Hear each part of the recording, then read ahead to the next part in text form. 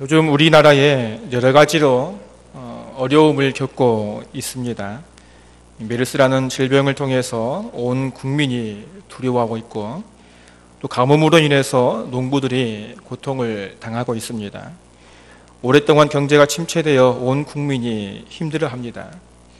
사회적으로 힘든 상황 속에서 우리 기독교인들은 신앙을 지켜나가는데 더 많은 어려움을 겪고 있습니다.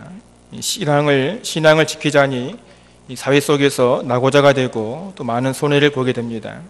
그렇다고 신앙생활을 제대로 하다니 하나님의 심판이, 사회생활을 제대로 하자니 하나님의 심판이 두렵습니다. 이러한 상황 속에서 우리의 신앙을 어떻게 지켜 나가야 되겠습니까? 오늘 밤에 우리는 폭풍 속에서 고난 가운데 있는 예수님 제자인 베드로의 신앙의 모습을 살펴보면서 함께 은혜 받으며 도전받는 그런 시간이 되었으면 합니다. 첫째로 베드로의 신앙은 모험하는 그런 신앙입니다. 현재 예수님의 제자들이 타고 있는 배가 아주 큰 위험에 처해 있습니다. 이 빈들에서 오병 이어의 놀라운 체험을 한 제자들이 예수님의 명령으로 한 배에 몸을 싣고 건너편으로 가고 있는 중이었던 것이죠. 이런 상황 속에서 예수님이 아주 급하게 무리를 걸어오신 것입니다. 제자들에게 내니 두려워하지 말라 이렇게 말씀하시는 것입니다. 위험한 풍랑 속에서 제자들이 홀로 떨어져 이 거대한 파도와 싸우고 있는 곳에 예수님이 직접 찾아오신 것입니다. 제자들 처한 이 상황이 너무나 위급한 나머지 예수님은 무리를 아주 급하게 걸어서 오신 것입니다. 우리 또한 성도로서 신앙의 항해를 하고 있는 중에 있습니다. 세상이란 이 바다에 우리 나름대로 안전하다고 생각하는 그 나만의 이 배를 만들고 그 배에 몸을 싣고 열심히 노를 저어서 항해를 하고 있다는 것이죠. 부모님들, 우리가 타고 있는 배는 안전하게 항해를 잘 하고 있습니까? 아마 거의 모든 성도님들은 이 파도가 크든 작든 우리가 몸을 싣고 있는 배를 이리저리 이렇게 흔들고 있을 것입니다. 어떤 분은 오늘 본문에서처럼 이 산만한 파도가 이 배를 파손할 듯한 기세로 내리침을 당하는 성도님들도 있을 것입니다. 우리는 이러한 위험 속에서 예수님 수제자인 베드로의 신앙을 한번 살펴보기를 원합니다. 무서운 파도에 어떻게 할 수 없는 위험에 처한 배에는 베드로뿐만 아닌 다른 자들도 함께 배를 타고 있었는데 모든 제자들이 자신을 향해 찾아온 예수님을 바라보았는데 오직 베드로만이 예수님을 향해서 뛰어내렸던 것이죠. 자신들이 안전하다고 생각하였던 이 배를 버리고 거센 풍랑이 몰아치고 있는 예수님이 서 있는 바다에 몸을 던진 것이 바로 베드로입니다. 다시 말하면 베드로는 자신의 생명을 예수님께 걸고 모험을 하였던 것입니다. 당장 이 바닷속 깊이 빠져버릴 수 있는 상황 속에서 자신이 가졌던 모든 안전장치를 다 버리고 베드로는 뛰어내린 것입니다. 오병이를 통해서 수많은 사람들을 먹이고 제자들을 위해 거세게 몰아치는 파도를 마다하지 않고 무리로 걸어오신 예수님께 베드로는 자신의 생명을 맡겼던 것입니다. 성도님들, 신실하신 하나님은 자신을 믿고 모험을 거는 성도의 앞길을 열어주시는 하나님이심을 믿으시기 바랍니다. 하나님은 미디안 족속에게 이 고난을 당하는 이스라엘 백성들을 구원하시기 위해서 한 사람 기드온을 사사로 부르십니다. 이 기드온을 부르셨는데 기드온은 이 삼손처럼 용감한 사람이 아니었습니다. 다니엘처럼 지혜로운 사람도 아니죠. 기드온은 이스라엘 지파 중에서 가장 지파인 베냐민 지파로서 또 한 마을 주민들이 이 바알을 섬기는, 우상을 섬기는 신전을 지키는 자의 아들이었습니다. 그러나 하나님께서 기드온을 사사로 부르시면서 기드온에게 이렇게 말씀하시는 것입니다. 내 집에 있는 바알의 제단을 파괴하고 아세라 상을 찍어 하나님께 제사를 드리라는 것입니다. 하나님 명령을 들은 이 기드온은 두려웠습니다. 한 마을 사람들이 섬기는 산당을 제거하라니, 그것도 자신의 아버지가 지키는 이 바알 제단을 파괴하고 아세라상을 찍으라니, 이것은 목숨을 거는 일입니다. 아니, 잘못하면은 자기는 물론이고 아버지와 가문이 마을 사람들에게 몰살을 당할 수 있는 그런 상황입니다. 그런데 기드온은 모험을 걸었던 것이죠. 이스라엘이 하나님의 명령하시는 그 명령에 순종하였던 것입니다. 비록 두려움 때문에 이 밝은 대낮에 이 일을 행하지는 못하고 이 깜깜한 밤에 하였지만 기드온은 자기뿐만이 아니라 자신과 가족과 가문의 생명을 걸고 우상들을 박살내었던 것입니다. 그리고 두려운 마음으로 몰래 숨어서 이 마을 사람들의 반응을 보고 있었습니다. 놀라운 일이 일어난 것입니다. 이 마을 사람들이 바알 제단이 무너진 것을 보고 이 기드온의 집으로 모여들고 이 모든 일이 기드온이 행한 것임을 알고 소리를 질렀던 것이죠. 기드온을 내놓으라고 말입니다. 그런데 우상을 섬기는 자의 우두머리인 이 기드온의 아버지가 그들 안에서 이렇게 외치는 것입니다. 바알이 과연 신일진데 그의 제단을 파기하였은즉 그가 자신을 위하여 다툴 것이니라 라고 말입니다. 노님들, 기드온이 두려움 가운데 하나님 명령에 순종하여 모험을 걸고 나갈 때에 우상을 섬기고 지키는 아버지를 통해서 기드온을 변호하게 하시고 구원해 주었던 것입니다. 기드온의 이 놀라운 모험을 통해서 기드온의 가족이 우상에서 하나님께로 돌아오는 기적이 일어난 것입니다. 하나님께서 하나님을 믿고 순종하는 자에게 생각지도 않은 이 가족의 구원을 하나님은 허락하셨던 것입니다. 더 나아가서 기드온을 사사로 세우시고 미디안 족속으로부터 이스라엘 백성들을 구원해 주셨던 것입니다. 베드로는 거센 풍랑 속에서 이 바다 가운데 서 계시는 주님을 바라보았습니다. 베드로에게는 이 거센 풍랑은 보이지 않습니다. 밤이 새도록 아무것도 없지 못한 자신을 이끌고 가서 깊은 데로 그물을 던지라 명령하실 때에 수많은 고기를 잡게 하시고 나를 따라오너라 내가 너를 사람 나는 어부가 되게 하리라 말씀하신 주님만을 바라보며 물에 뛰어내렸던 것입니다. 베드로는 자신의 생명을 주님께 거는 모험을 행하였던 것입니다. 그럴 때 주님은 자신을 보고 배에서 풍랑치는 바다로 뛰어내리는 베드로를 물속에 빠지도록 가만두지 않았다는 사실이죠. 물 위를 걷는 기적을 베드로에게 베풀어 주셨던 것입니다. 부모님들, 여러분을 두렵게 만드는 것이 무엇입니까? 수많은 두려움 속에서 여러분이 생각하기에 안전하다고 생각하며 피해 있는 곳이 어디입니까? 중요한 것은 내가 안전하다고 생각하는 곳에 예수님이 없으면 아무것도 아니라는 사실입니다. 지금은 나에게 평안을 주고 지금은 나에게 수많은 부를 준다 할지라도 내가 머무는 곳에 주님이 없으면 썩어질 것에 지나지 않다는 것을 우리는 기억해야 될 것입니다. 오직 나에게 참 평안을 주실 곳은 주님이 계시는 곳임을 믿으시기 바랍니다. 그곳이 아무리 풍랑치는 바다라 할지라도 주님이 함께 하시면 평안이 있고 기적이 일어나는 것입니다. 이제 도전하시기 바랍니다. 주님께 나의 모든 것을 거시기 바랍니다. 하나님은 사랑하는 백성들이 자신을 믿고 모험을 할 때에 거센 풍랑 속에서도 무리를 반석처럼 단단하게 바꾸어 주셔서 하나님은 바로 서게 하실 줄로 믿습니다. 이런 놀라운 기적을 체험하는 우리가 되어지기를 간절히 소원합니다.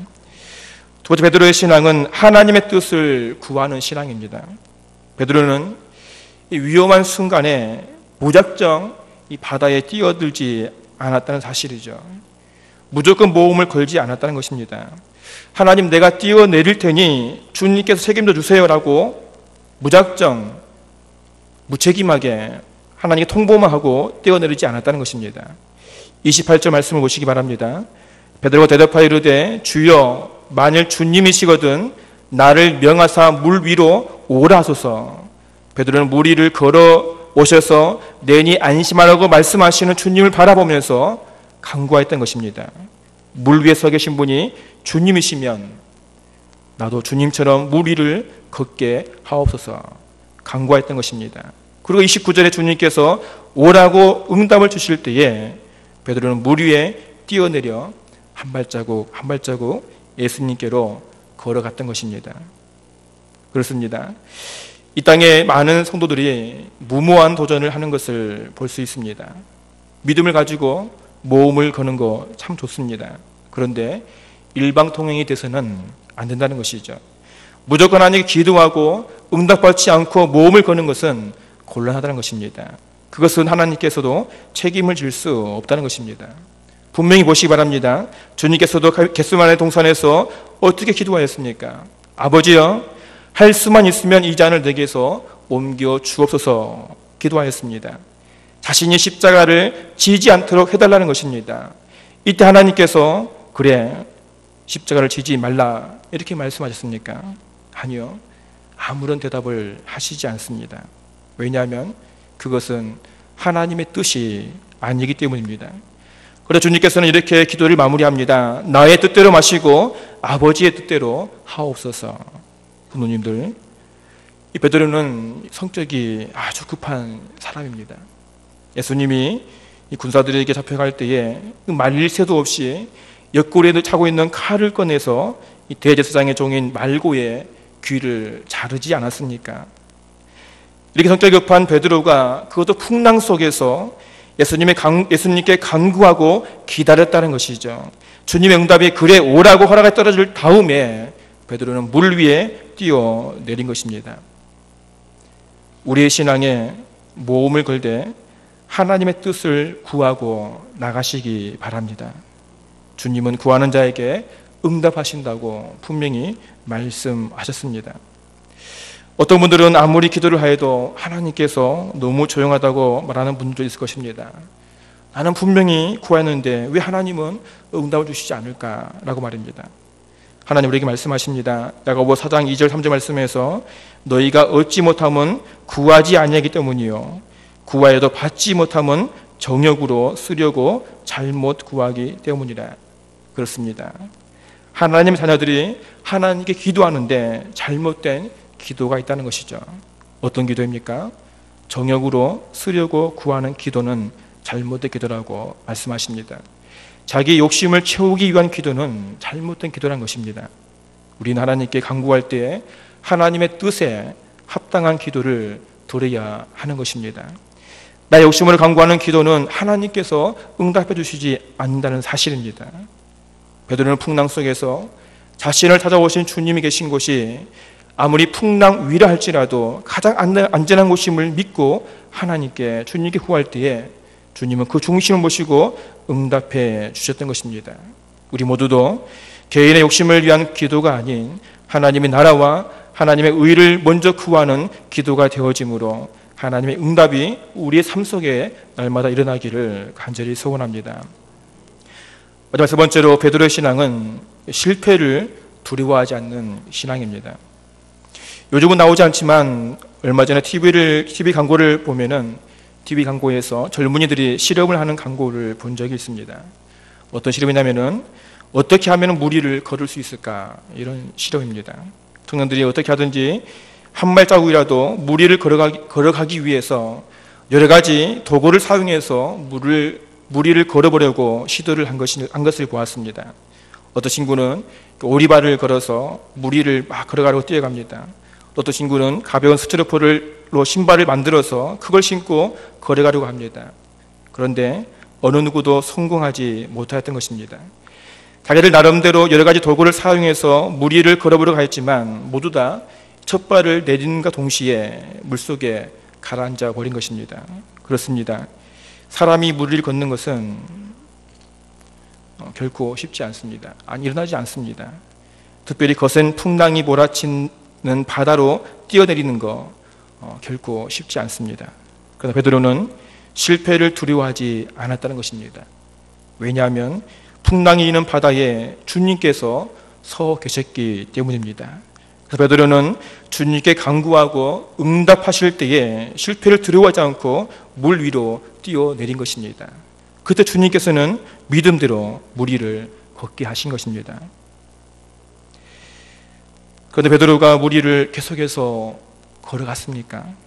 그렇지 않다는 것이죠. 30절 말씀 보니까 바람을 보고 무서워 빠져가는지라. 그렇습니다. 이 베드로는 예수님을 바라보고 거센 풍랑에 뛰어내려 무리를 걸었지만 이 거센 풍랑을 향해서 눈을 돌릴 때에 물속에 빠져갔던 것입니다. 우리는 여기서 중요한 교훈을 얻습니다. 우리의 신앙도 이와 같다는 것이죠. 우리는 나름대로 성도로서 온전한 삶을 살기 위해서 부단히 노력을 합니다. 오직 주님만을 바라보고 살아가려고 몸부림을 친다는 것이죠. 이 더러운 죄악이 가득한 세상 속에서 거룩한 자녀로 살아가기 위해서 우리는 부단히 노력하고 있습니다. 그런데 세상이란 바다는 우리를 가만히 두지 않습니다. 때로는 우리가 타고 있는 배를 이리저리 흔들어대는 것입니다. 심지어는 거센 풍랑이 몰아쳐서 우리를 사정없이 넘어뜨리기도 합니다. 그런데 중요한 것은 아무리 큰 풍랑이 몰아친다 할지라도 내가 선 곳에 주님이 계시면 두려워할 필요가 없다는 것입니다. 왜냐하면 우리의 믿음 없음으로 자주 물속에 빠져간다 할지라도 믿음으로 다시 주님을 찾으면 우리 주님께서 손을 뻗어 언제든지 우리를 건져 주시기 때문입니다. 부모님들, 혹시 큰 파도를 만나 불안하게 살아가고 있습니까? 내가 준비한 배가 위험에 처해 있습니까? 주저하지 마시고 뛰어내리시기 바랍니다. 내가 아무리 거대하고 단단한 배를 만들어 타고 있다 할지라도 그곳에 주님이 없으면 그 배는 깨어지는 것입니다. 그러나 아무리 거센 풍랑이 부는 바다라도 그곳에 주님이 계시면 우리는 뛰어내리는 모험을 걸어야 합니다. 그러면 주님께서는 이 출렁이는 바다를 반석처럼 단단하게 만들어서 우리를 풍랑 위에 세워 주실 것입니다. 마치 이스라엘 백성들이 이 갈라진 홍해를 건널 때에 백성들의 발이 빠지지 않도록 바닷길을 마르게 하셨던 것처럼 우리가 선 자리를 단단하게 세워주실로 믿으시기 바랍니다. 또 하나님의 뜻을 묻는 신앙을 세우시기 바랍니다. 하나님 분명히 간구하는 우리의 기도에 응답하시고 하나님을 믿고 모험을 거는 우리를 성공으로 인도하실 것입니다. 실패를 두려워하지 마시기 바랍니다. 비록 우리의 믿음이 연약하여 자주 넘어지지만 언제든지 주님을 찾으면 주님께서는 우리를 다시 일으켜 세워주실 것입니다. 지금 내가 선 곳은 어디입니까? 이 약한 세상 속에서 우리를 두렵게 하는 이 거대한 파도를 바라보지 마시고 이 거센 풍랑 속에서도 우리를 위해 찾아오셔서 내니 안심하라 말씀하시는 주님을 바라봄으로 믿음으로 승리하는 우리가 되어지기를 간절히 소원합니다.